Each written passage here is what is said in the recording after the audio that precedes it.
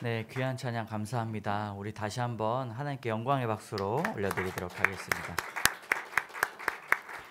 우리 신정민 자매가 외국에서 유학 생활할 때 같이 함께 교회를 섬기면서 만났던 우리 귀한 자매들입니다. 네, 하나님의 역사하심과 인도하심이 오늘 시편 23편에 아주 귀한 고백으로 잘 드러나고 있습니다. 하나님께서 기뻐 받아 주셨음을 믿습니다. 오늘 하나님께서 주시는 말씀 디모데 전서 1장 12절에서 20절까지의 말씀입니다. 디모데 전서 1장 12절에서 20절까지의 말씀 저와 교독하시고 마지막 절은 함께 읽도록 하겠습니다. 나를 능하게 하신 그리스도 예수 우리 주께 내가 감사함은 나를 충성되이 여겨 내게 직분을 맡기심이니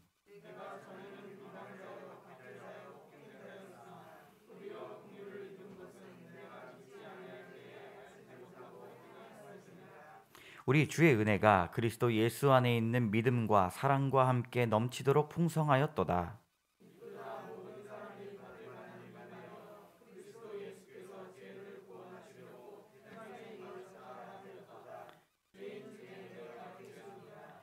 그러나 내가 긍휼을 입은 까닭은 예수 그리스도께서 내게 먼저 일체 오래 참으심을 보이사 후에 주를 믿어 영생 얻는 자들에게 본이 되게 하려 하심이라.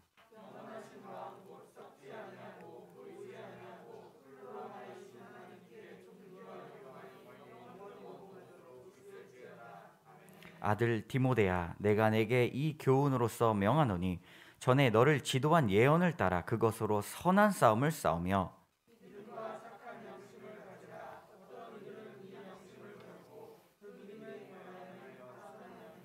함께 읽겠습니다. 그 가운데 후메네오와 알렉산더가 있으니 내가 사탄에게 내어 준 것은 그들로 훈계를 받아 신성을 모독하지 못하게 하려 함이라.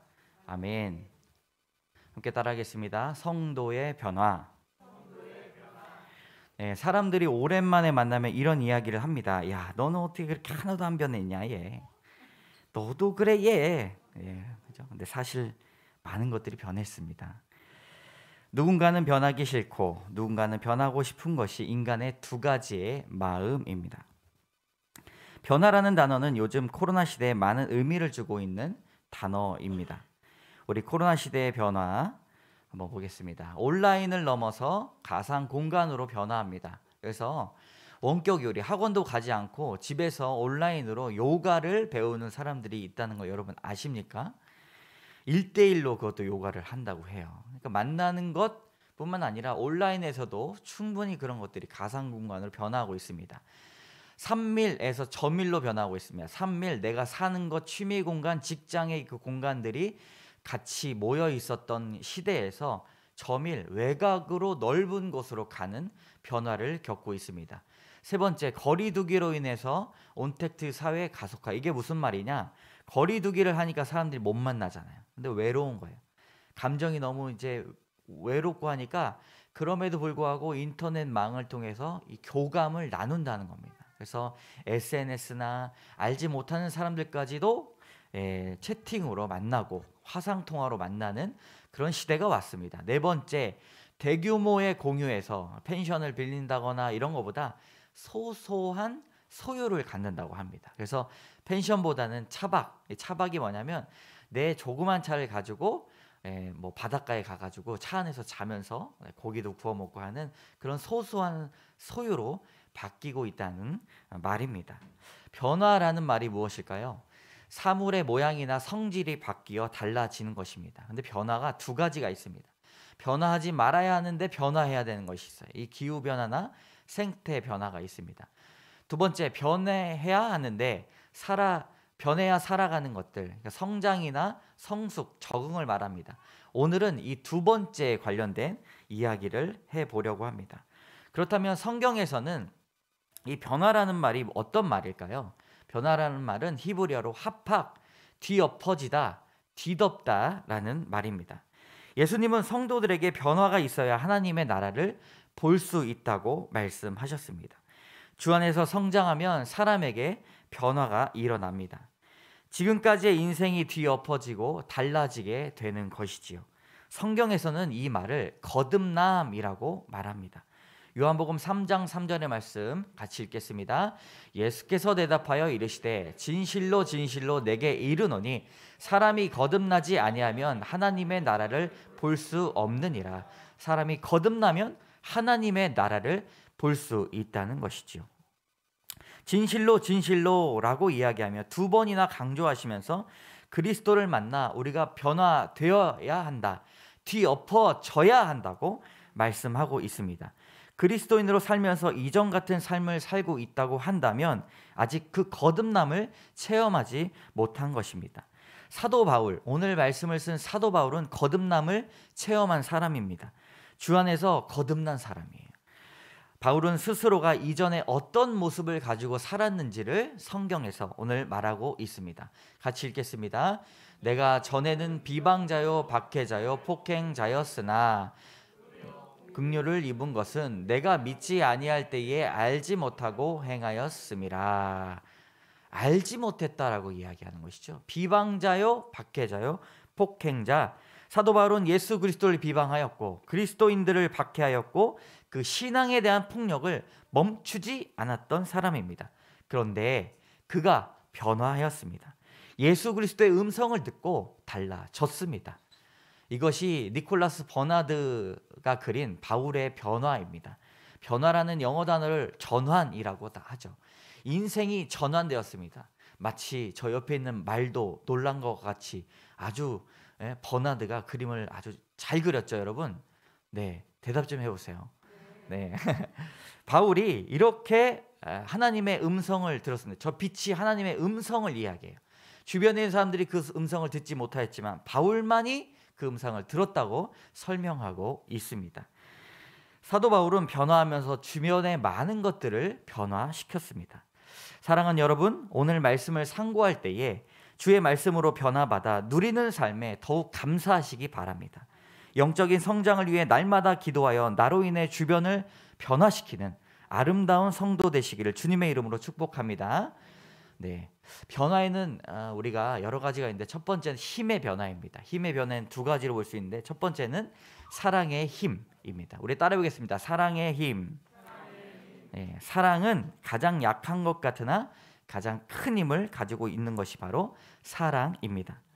12절 상반절에 보면 나를 능하게 하신 그리스도 예수라고 나옵니다. 그런데 이걸 바꿔 말하면 나를 능하게 하신 그 사랑. 예수 그리스도는 그 사랑이잖아요.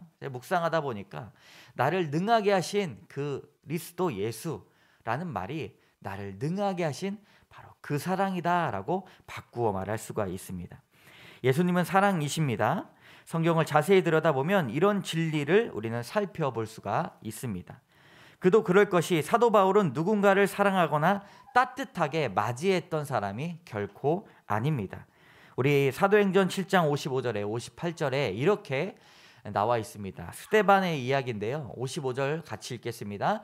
스데반이 성령 충만하여 하늘을 우러러 주목하여 하나님의 영광과 및 예수께서 하나님 우편에 서신 것을 보고 말하되 보라 하늘이 열리고 인자가 하나님 우편에 서신 것을 보노라 한데 그들이 큰 소리를 지르며 귀를 막고 일제히 그에게 달려들어 성 밖으로 내치고 돌로 칠세 증인들이 옷을 벗어 사울이라 하는 청년 발 앞에 두니. 스데반은 처음 교회의 사람입니다. 많은 사람들이 설교에 감동을 받고 회개하였고 교회는 구제한 일에 힘을 쓰기 위해서 7집사를 뽑았습니다. 그 중에 한 분이신 스데반 집사님은 안타깝게도 유대인들의 돌에 맞아서 순교하셨습니다. 바울이 바로 그 자리에 있었습니다. 바울이 변화하기 전에 이름을 사울이라고 했는데 그 사울이 그 옷을 벗어 하는 청년의 발 앞에 두었습니다. 바로 그 사람이 사울입니다. 교회를 세워나가는 일에는 참 많은 사랑을 더했던 그 스데반이 이 시간에 우리 바울에게 큰 의미를 주었습니다. 우리 함께 읽겠습니다. 우리 주의 은혜가 그리스도 예수 안에 있는 믿음과 사랑과 함께 넘치도록 풍성하였도다. 그 사랑이 바울을 바꾸게 만들었습니다. 사랑이 가지고 있는 힘이 있었습니다. 사울은 편지를 전해주는 디모데에게 이 사랑의 힘을 알려주고자 했습니다. 세상의 힘은 강압적으로 사람들의 모습을 변화시키지만 그리스도가 전해준 사랑의 힘은 사람의 내면까지도 변화할 수 있기 때문에 바울은 그토록 사랑을 강조했습니다. 세상에서 사랑에 관한 노래를 가장 아름답게 지은 사람이 여러분 누구입니까?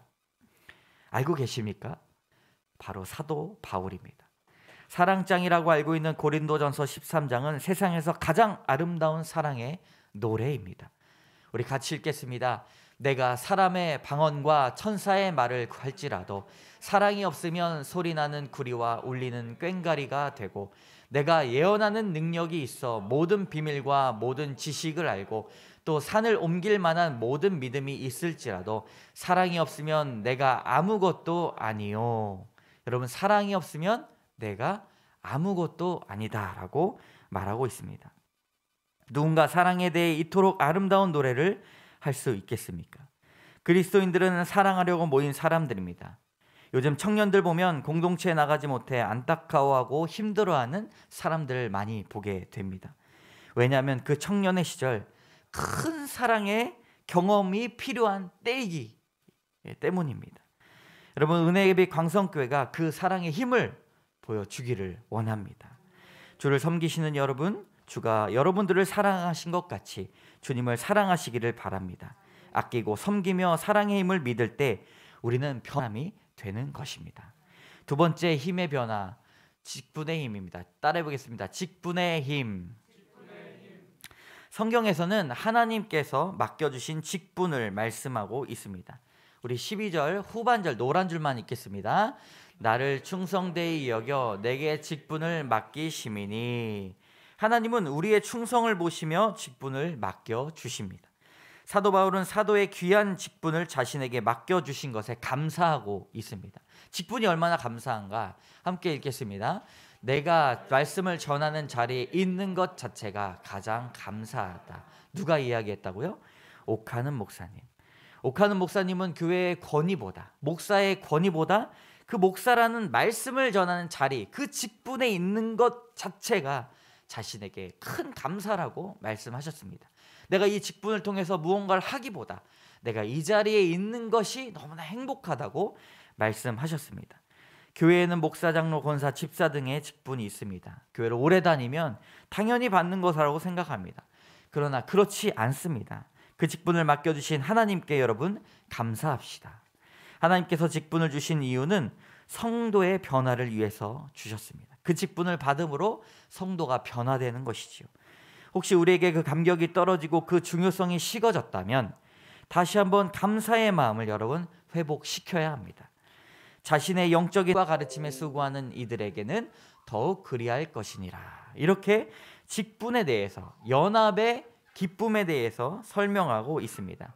우리 고린도전서 12장 5절에서 7절까지의 말씀 같이 읽어보도록 하겠습니다. 네, 자 시작.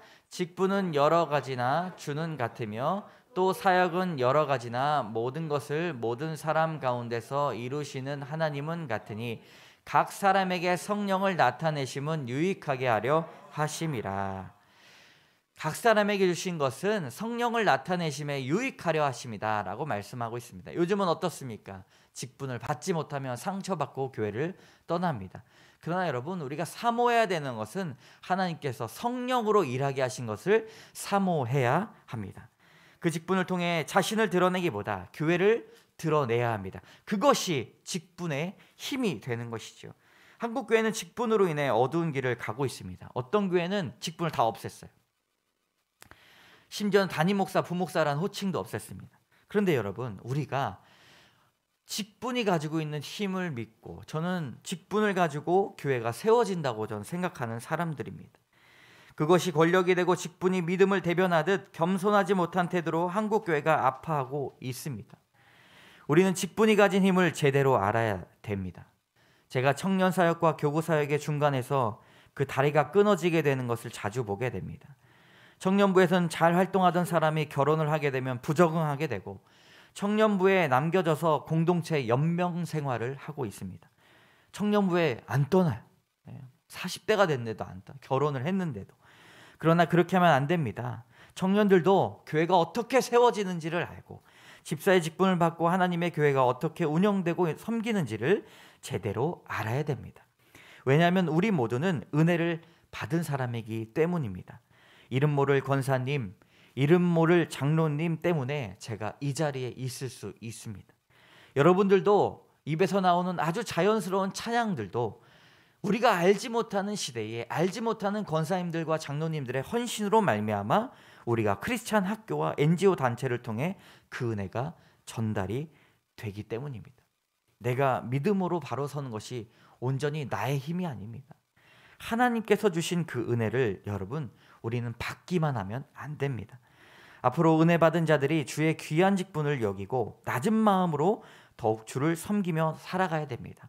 왜냐하면 사도 바울이 그 직분을 맡겨주신 데에 자신의 충성을 보았다고 설명하고 있기 때문입니다. 앞으로의 교회는 세대가 소통하고 함께 공동으로 운영하고 목회자 중심이 아니라 성도들이 자신의 직분을 통해 드러내시는 성령의 역사로 운영되는 교회만이 살아남을 것입니다. 여러분 믿으십니까? 두 번째 변화가 있습니다. 태도의 변화인데요. 그 중에 첫 번째는 긍휼의 태도입니다. 우리 같이 따라해 보겠습니다. 긍휼의 태도. 우리 표를 하나 보면 긍휼이란 뜻은 히브리어로 라함, 이것은 어머니의 태를 의미합니다. 자궁이죠. 그래서 거기서 나온 뜻은 어머니의 마음을 헤아리게 하는 것입니다. 그리고 헬라어는요 창자란 뜻입니다. 그래서 여기서 파생된 것이 무엇입니까? 불쌍히 여기사 창자가 끊어지는 듯하다. 다른 사람들을 보면서 긍휼한 마음을 품는 것이 무엇입니까? 창자가 끊어지는 듯한 그런 안타까운 마음을 품는 것이 바로 긍휼입니다. 성도는 긍휼의 태도를 가진 사람들이어야 합니다. 긍휼한 마음으로 우리는 변화받아야 됩니다. 긍휼한 마음으로 기도하는 사람이어야 되고요. 어머니의 마음으로 기도해야 합니다. 그 영혼을 생각할 때 창자가 끊어지는 고통으로 함께 느끼며 기도하는 사람들이 바로 성도입니다. 여러분 한 사람 한 사람 놓고 기도하실 때에 이런 사람이 있으십니까? 오늘 디모데전서에서 바울은 긍휼의 태도를 우리에게 보여줍니다. 자, 노란 줄만 읽겠습니다. 도리어 긍휼을 입은 것은 그러나 내가 긍휼을 입은 까닭은 이렇게 나오고 있습니다. 바울은 하나님의 긍휼하심이 자신을 덮었다라고 말합니다. 예수를 핍박하던 행악자였음에도 긍휼을 입었다고 말합니다. 예수 그리스도께서 자신을 오래 참으셨다고 그렇게 기록합니다. 그리스도의 긍휼이 사도 바울을 여러분 변화시켰습니다. 우리가 한 영혼을 놓고 기도하고 창자가 끊어지는 것 같은 마음으로 기도할 때 그 사람은 변화할 수 있는 것이지요. 사도 바울을 어머니의 자궁 안에서 보호하셔서 거듭나게 하신 분이 바로 예수 그리스도입니다. 제가 목회하면서 그렇게 기도할 때 사람은 변하더라. 자궁 안에서 어머니가 보살피듯이 하나님이 보살피실 때 사람은 변화합니다. 사랑하는 성도 여러분, 그리스도인의 변화는 바로 이러한 긍휼한 마음을 품는 것에서부터 시작이 됩니다. 제가 이 말을 한번 써봤습니다. 그 다음 PPT 한번 같이 읽겠습니다. 사랑이 우리를 하나 되게 한다면 긍휼은 그 사랑을 지속하게 한다. 제가 말씀을 묵상하면서 이런 고백이 나옵니다. 그저 내 입만 즐겁고 내 눈만 즐겁고 내 가족만 챙기기에 급급했던 일상들이 모두의 입이 즐겁기를 원하며 베풀고 섬기면서 여러분 나아가시기를 주님의 이름으로 축복합니다. 네, 태도의 변화에는 두 번째가 있습니다. 본이 되는 태도. 16절의 말씀입니다. 노란 줄만 시작. 주를 믿어 영생 얻는 자들에게 본이 되게 하려 하심이라. 바울을 통해 예수 그리스도가 역사하신 것처럼 말씀처럼 영생을 얻는 자들에게 본이 되게 하려 하시는 것이 있습니다. 특별히 바울이 본이 되었던 특별한 부분들이 있어요. 그것은 성경의 저작입니다. 성경을 썼다는 것이죠. 바울은 말보다 글솜씨에 힘이 있었습니다. 우리 고린도후서 10장 10절의 말씀 노란 줄만 읽겠습니다. 시작. 그들의 말이 그의 편지들은 무게가 있고 힘이 있으나 우리 끝까지 읽어볼까요? 그가 몸으로 대할 때는 약하고 그 말도 시원하지 않다 하니. 하나님께서 바울을 선택하신 것은 이 2000년이 흐르도록 성경을 우리에게 전달하시기 위한 것입니다. 그것이 바로 본이 되었습니다. 바울은 성령의 감동을 통해 교회를 향한 편지로 사랑을 전했는데 성경 저자 무려 탑3 안에 들었습니다. 짜잔. 네, 모세가 1위였어요. 장수로만 187장, 에스라 그 다음 2위 88장. 아주 박빙이었지만 사도 바울은 몇 장입니까? 근데 권수가 많아요. 13권이나 썼습니다. 그래서 저자와 장수를 했을 때 사도 바울이 무려 몇 등입니까? 3등입니다. 본이 되는 삶은 무언가를 남기는 삶입니다. 그저 도덕적으로 인간적으로 훌륭하다고 존경받을 만한 삶을 사는 것이 아닙니다. 그래서 성도들이 본이 되어야 한다는 그런 부담을 갖습니다. 내가 그리스도로 본이 돼야지. 옆집에게 본이 되고 만나는 사람마다 본이 돼야지. 그런데 어떻게 해요? 성정이 그렇지 않은데. 부담을 갖습니다. 여러분 부담 갖지 마시기 바랍니다. 우리가 본을 보이는 것은 어떤 인간으로서 본을 보이는 것 그 이상으로 우리는 믿음의 본을 보이는 사람입니다. 항시 믿음의 눈으로 바라보고 주를 신뢰하고 하나님의 뜻에 순종하는 것이 바로 믿음의 본이 되는 것입니다. 누구나 믿음의 본을 보일 수가 있습니다. 가정 안에서도요. 아침에 일어났을 때 잠깐 건드리지 마. 기도하. 이 믿음의 본을 보이는 것이 있거든요. 똑바로 아침에 일찍 일어나가지고 뭐 깨끗이 이런 본을 보이라는 것이 아닙니다. 여러분 먼저 그것도 물론 좋죠. 그것도 너무 좋지만 믿음의 본을 보이는 교회가 있습니다. 여러분 믿음의 본을 보이는 교회를 한번 우리는 보도록 할 텐데요. 바로 데살로니가 교회입니다. 제가 한번 읽겠습니다. 또 너희는 많은 환난 가운데서 성령의 기쁨으로 말씀을 받아 우리와 주를 본받는 자가 되었으니 그러므로 너희가 마게도냐와 아가야에 있는 모든 믿는 자의 본이 되었느니라.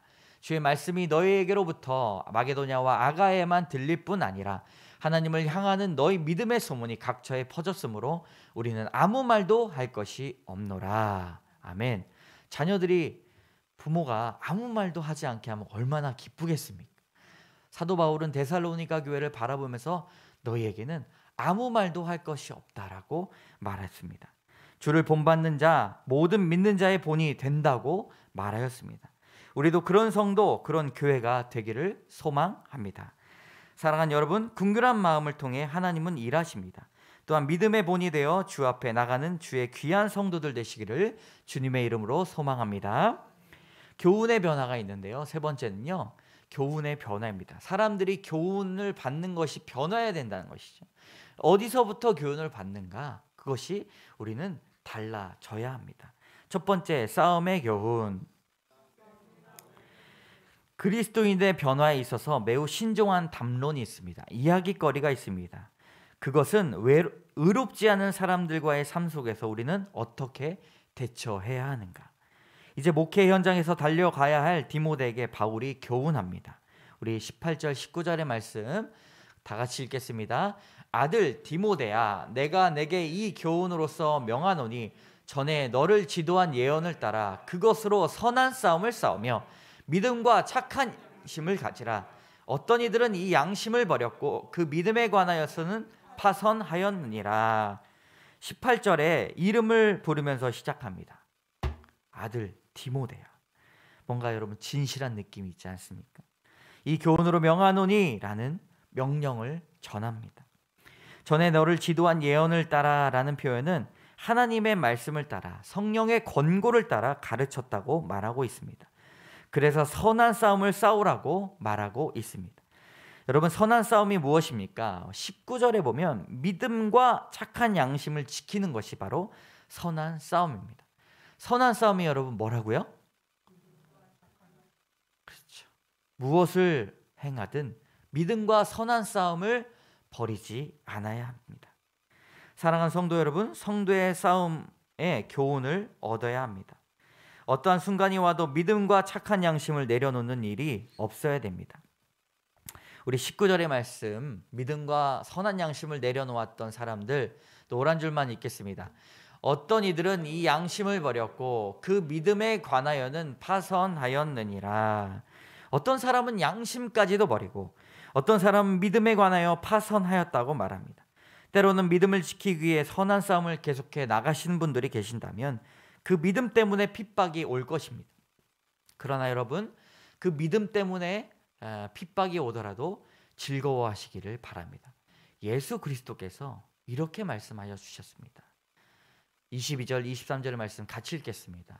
인자로 말미암아 사람들이 너희를 미워하며 멀리하고 욕하고 너희 이름을 악하다 하여 버릴 때에는 너희에게 복이 있도다. 그날에 기뻐하고 뛰놀라. 하늘에서 너희 상이 큼이라. 그들의 조상들이 선지자들에게 이와 같이 하였느니라. 아멘. 교회를 섬기고 예배를 드리는 아주 좋은 때는 지금까지 없었습니다. 여러분, 믿음을 지키시고 신앙을 지키시고 예배의 자리를 지키시기 바랍니다. 지금 무너져 가더라도 진짜 믿음이 살아나고 있습니다. 그리스도인은 아무리 힘들고 어려운 상황에서도 선한 싸움을 해가는 사람들입니다. 믿음을 지키고 우리의 양심을 지키는 일들이 주님 우리를 하여금 지켜주실 것입니다. 여러분, 믿음과 착한 양심을 지키며 주 앞에 나가시는 분들 되시기를 주님의 이름으로 소망합니다. 마지막 교훈의 변화의 훈계의 교훈입니다. 한자 한번 보여주시죠. 네. 자장욕행 사어부자 원사일원 위수신 짐이 마지막에 봉우인지 명불패 자신인지 무화해. 이것은 우리가 알 수 없는 말들이죠. 그래서 제가 설명해 드리도록 하겠습니다. 공자 제자 중에 공자가 천재라고 했던 사람이 있어요. 공자도 천재인데 자장이라는 인물이 있습니다. 자장이 벼슬에 나가서 뜻을 행하고자 선생님께 말씀하시기를 한 말씀 주시면 미덕으로 삼고자 합니다. 선생님이 이야기하셨습니다. 백행의 근본은 참는 것이 으뜸이니라. 자장이 여쭈기를 왜 참아야 하는 것입니까? 선생님께서 천자가 참으면 나라에 해가 없으며 제후가 참으면 그 위대함을 이루고 관리가 참으면 벼슬자리에 나가게 되며 형제가 참으면 집안이 부해지고 부부가 참으면 그들의 세대에 잘 맞춰질 것이며 친구들끼리 참으면 그 우정이라는 명분이 없어지지 않으며 스스로 자신이 참으면 화와 해가 없기 때문이다. 자장은 선생님의 말씀을 따라 자신의 단점을 인내로 극복하고 그 직분, 그 관직을 잘 수행하였습니다. 누군가의 훈계를 잘 들으면 여러분 생명을 보존할 수 있습니다. 성경도 이렇게 말합니다. 함께 읽겠습니다. 훈계를 굳게 잡아 놓치지 말라. 지키라. 이것이 내 생명이니라. 아멘. 하나님은 훈계하시는 하나님이십니다. 그의 의를 위하여 가르치시고 또 가르치십니다. 성도는 하나님께 가르침을 받는 사람들입니다. 이스라엘 백성들도 그냥 율법이라고 끝난 것이 아니라 율례와 법도와 규례와 규약 등등 그렇게 40년이나 그들이 훈계를 받는 데 걸렸습니다. 왜냐하면 훈계를 잘 듣는 사람들은 믿음을 지키는 데 큰 유익이 있기 때문입니다. 바울도 믿음을 가르치기 위해 서슴없이 훈계하던 사도였습니다. 함께 읽겠습니다. 그 가운데 후메네오와 알렉산더가 있으니 내가 사탄에게 내준 것은 그들로 훈계를 받아 신성을 모독하지 못하게 하려 함이라. 이 사탄에게 내어준 것은 교회를 내보냈다라는 것이죠. 야, 너 교회 나가. 더 이상 나오지 마. 왜냐하면 그 훈계를 받아서 다시금 하나님의 이름을 모독하지 않도록 하기 위한 이유였습니다. 싫어서 내보낸 게 아니에요. 훈계를 받음으로 하나님께 나오기를 원했다는 것이죠. 믿음을 가지고 있다는 것은 가르침을 받는 곳이 달라지는 것을 말합니다. 현대 많은 사람들이 좋은 정보에 의해서 빠르지만 좋은 스승이나 코치를 두는 법은 절대 없습니다. 영적인 멘토에 대한 갈망도 별로 없습니다. 그저 내가 잘되고 돈 많이 벌고 나를 멋지게 만들어주는 사람만 따라갑니다. 그러나 우리에게 영적인 멘토가 필요하다고 하나님은 말씀하고 있습니다. 제가 은혜비 광성교회 개척을 놓고 주님 앞에 십자가의 앞에 기도하는데 하나님께서 주시는 잔잔한 마음이 있었습니다. 영적인 멘토, 영적인 코치가 되어야 한다. 제가 아니라 우리 교회 모든 성도들이 그렇게 되어야 된다는 사실이죠. 전문가, 실력자가 판치는 세상에서 하나님, 그게 무슨 말입니까? 유튜브에 보면 하나님의 말씀이 넘쳐 흐르고 있는데 주여, 그게 무슨 말씀이십니까? 제가 그렇게 물어봤어요. 근데 은혜빛 광성교회에게 주시는 은혜가 있을 거야. 그 자리가 있을 거야.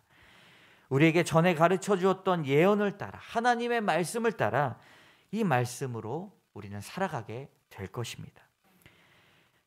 바울은 디모데에게 어떤 영적인 멘토의 수준에서 끝나지 않았습니다. 오늘 말씀을 같이 읽겠습니다. 그리스도 안에서 1만 스승이 있으되 아버지는 많지 아니하니 그리스도 예수 안에서 내가 복음으로써 너희를 낳았음이라. 아멘. 여러분, 바울은 디모데에게 어떤 영적인 멘토의 수준에 끝나지 않았습니다. 그를 날마다 사랑하고 노심초사 기도했습니다. 영적 아비가 되어야 됩니다. 영적 어미가 되어 하나님께로 이끌어가는 사람이 되어야 합니다. 여러분, 우리 한 사람 한 사람이 주님 앞에 성도의 변화를 받아 주님 앞에 온전히 영의 그런 영혼을 이끄는 그런 리더가 되시기를 주님의 이름으로 축복합니다. 다 같이 성도의 변화, 힘의 변화, 사랑의 힘, 직분의 힘, 태도의 변화, 긍휼의 태도, 본이 되는 태도, 교훈의 변화, 싸움의 교훈, 훈계의 교훈. 말씀을 생각하시면서 우리 잠시 1분간 주님 앞에 결단한 마음을 기도하겠습니다.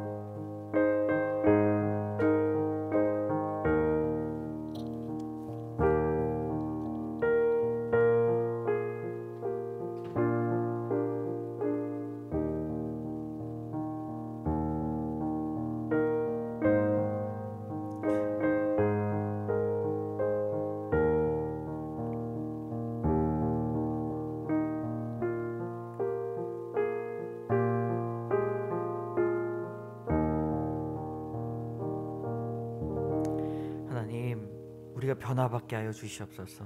이 시대에 교회만 왔다 갔다 하고 온라인 예배를 드리면서 예배 드렸다고 하고 주의 말씀을 살아가지 않으면서도 주의 말씀을 들었다고 하는 이 시대에 하나님, 우리가 주의 음성을 들어 변화받게 하여 주시옵소서.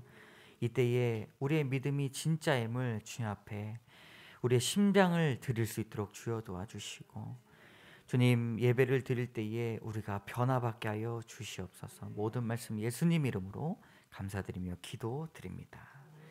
아멘. 우리 다 같이 일어나셔서 주님, 우리 교회에 찬양을 드리도록 하겠습니다.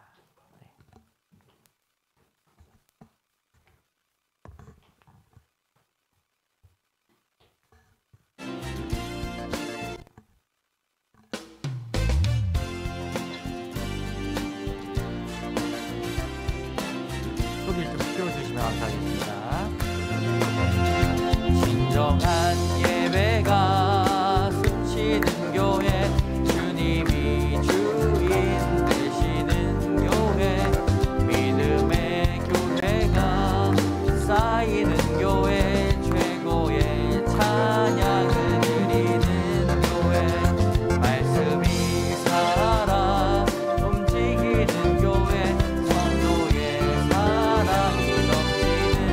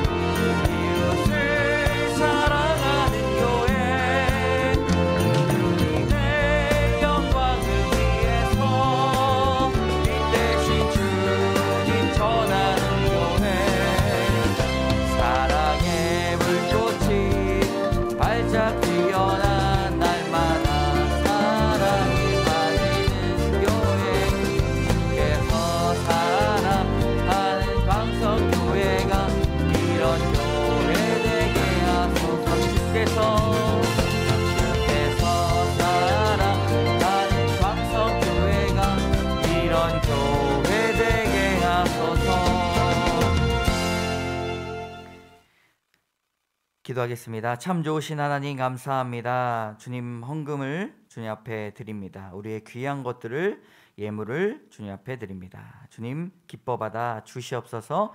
예물들이 쓰여지는 곳곳마다 주님 성도가 변화하고 온전히 거듭남의 체험으로 말미암아 복음이 전파되고 전도되는 귀한 시간 되게 하여 주시옵소서.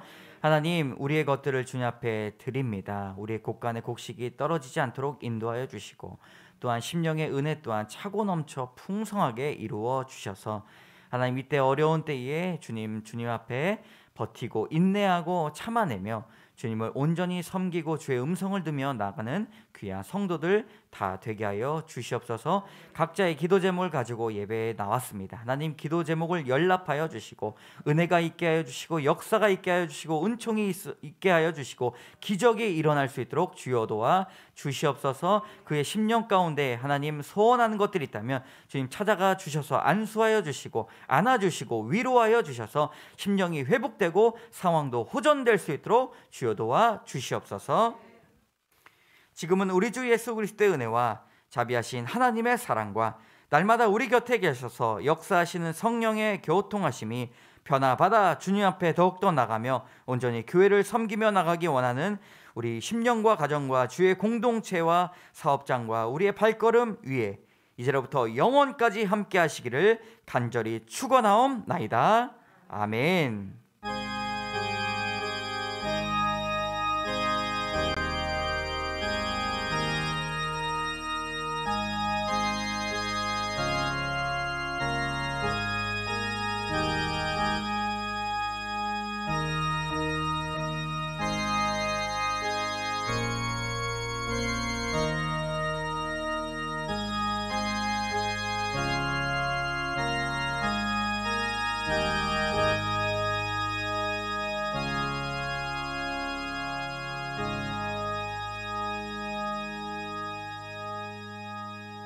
우리 옆에 계신 분들하고 이렇게 인사해 보겠습니다. 변화받는 삶에 감사합시다. 네, 앞에 뒤에 계신 분들 인사하시기 바랍니다. 네, 오늘 또 잠시 인사할 텐데요. 우리 특송으로 하나님께 영광 돌렸던 우리 신정민 자매 외 세 분 같이 일어나셔서 우리 잘 오셨습니다. 인사하도록 하겠습니다. 네. 감사합니다. 네.